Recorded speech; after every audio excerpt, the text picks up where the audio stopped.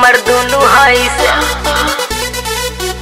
हमर दोनों हाई से।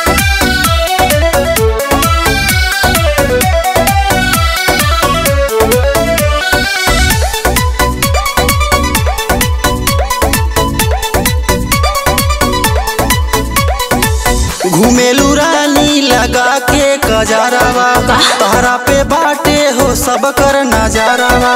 ऐसन बात और का हो सुना, घुमेलू रानी लगा के कजरावा, तहरा पे बाटे हो सब कर नजारावा। केकरा खातिर खजाना सदैव खातिर बा, सदैव खातिर बा।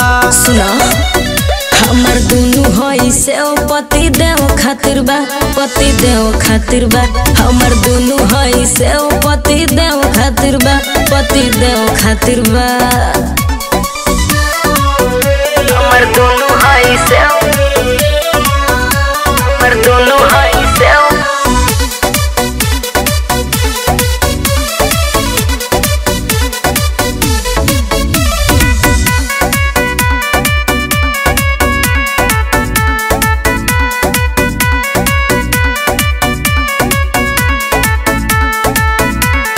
पिया वाला बानी हम धइल संभार के, बेरी बेरी देखे लो अखिया चियार के, बेरी बेरी देखे लो। बोला सुना देखी के जवानी चूहे मुहावा से पानी, एक बार हमारो के चीखे दाए रानी। सही सही बतावा पहला खेव खाती बा, अच्छा खेव खाती बा। हमर दोनों हई से पति देव खातिर बा, पति देव खातिर बा। हमर दोनों हई से पति देव खातिर बा, पति देव खातिर बा।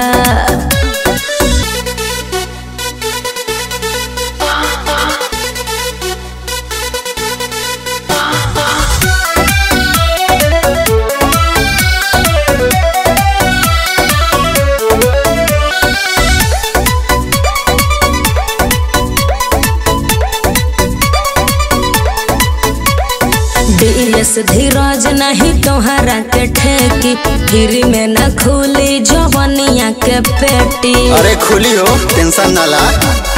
सुना हो पूरा जानी मन धन पांडे आनंद के, करेलू भाई तू चलेलू बन ठन के।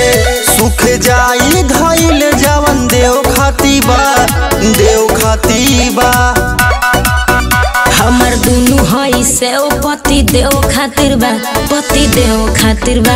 हमर दोनों हई से पति देव खातिर बा, पति देव खातिर बा। समझ में आई? केकरा खातिर खजाना सदैव खातिर बा, सदैव खातिर बा। सुना हमर दोनों हई से पति देव खातिर बा, पति देव खातिर बा।